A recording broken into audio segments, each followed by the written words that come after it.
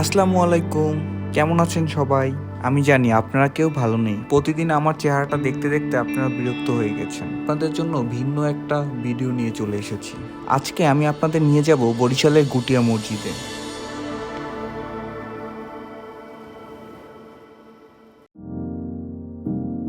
গুটিয়া মসজিদ যেতে হলে আপনাকে প্রথমেই যেতে হবে বরিশালের নতুল্লাবাদ। নতুল্লাবাদ থেকে যে কোনো একটি আলফা গাড়িকে বলবেন গুটিয়া মসজিদ যাব। আপনার কাছ থেকে 35 টাকা করে ভাড়া নেবে। গুটিয়া মসজিদ যাওয়ার সময় রাস্তার দুপাশের মনোরম পরিবেশ আপনাকে মুগ্ধ করবে।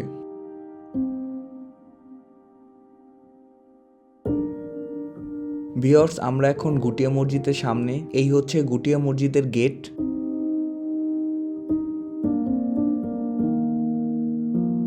মসজিদের প্রবেশপথ দিয়ে ভিতরে ঢুকলেই হাতের ডান পাশে দেখতে পাবেন বিশাল বড় এক পুকুর।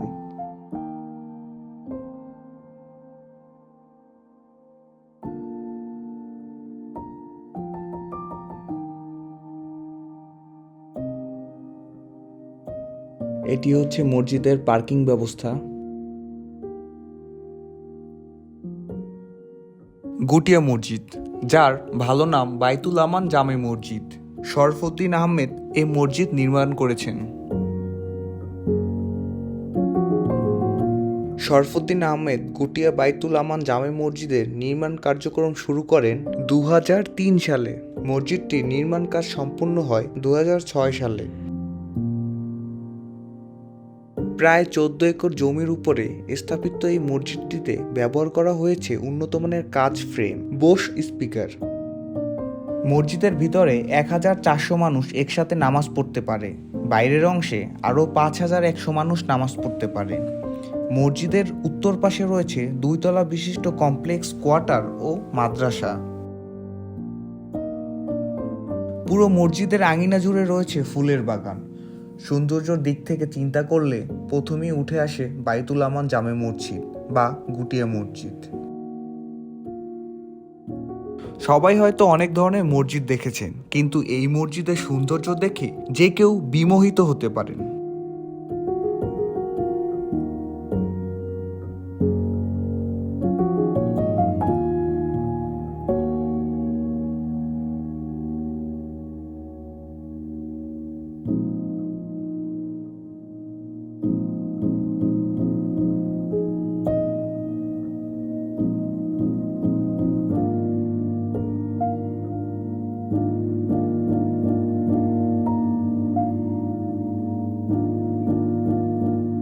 আনন্দ, ভালো লাগা আর রূপময় স্বপ্নের পৃথিবীতে ক্ষণিকের জন্য হারিয়ে যেতে চাইলে চলে আসুন গুটিয়া মসজিদে।